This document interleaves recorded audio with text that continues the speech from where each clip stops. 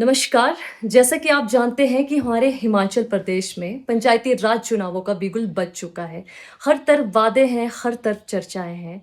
लेकिन मैं यहाँ आज किसी उम्मीदवार का प्रचार करने नहीं, बल्कि एक ऐसे ज़रूरी और महत्वपूर्ण मुद्दे पे बात करने आई हूँ और वो मुद्दा है हमारी चुप्पी और हमारे अधिकार।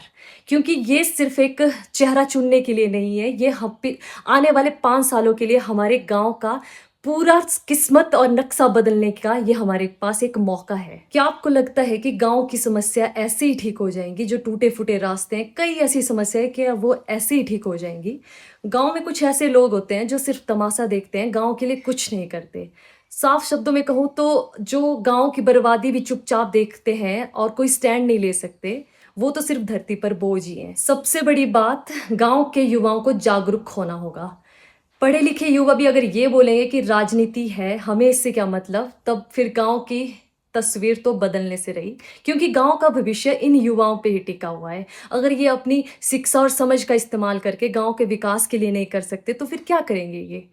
तो सबसे पहले इनको आगे आना होगा, इन्हें सवाल पूछने होंगे और गाँव वालों को भी समझाना होगा। और पंचायती राज हमें हक देता है सवाल पूछने का।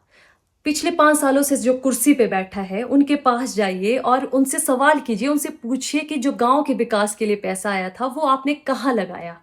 और अगर वो हर एक चीज़ का हिसाब लीजिए उनसे, अगर वो हिसाब नहीं दे पा रहे हैं, तो उन्हें दोबारा मौका भी नहीं मिलना चाहिए। गलत नीतियों का विरोध कीजिए और याद रखिए, बदलाव कभी भी विनती से नहीं आता, बदलाव के लिए हमेशा क्रांति की ज़रूरत होती है और क्रांति तभी आती है जब आम नागरिक चेहरे और पहचान को छोड़कर उम्मीदवार की काबिलियत और नीयत को चुनता है और अपने लिए आवाज़ उठाता है, तभी क्रांति आती है। तो चलिए उठिए, वोट की चोट पर इस सोई हुई व्यवस्था को जगाएं। पंचायती राज तभी मजबूत बनेगा जब हम और आप बोलेंगे। तो इस बार चुप नहीं रहना है, इस बार सवाल पूछने, जागरूक बनिए और सही इंसान चुनिए। जय हिंद, जय हिमाचल।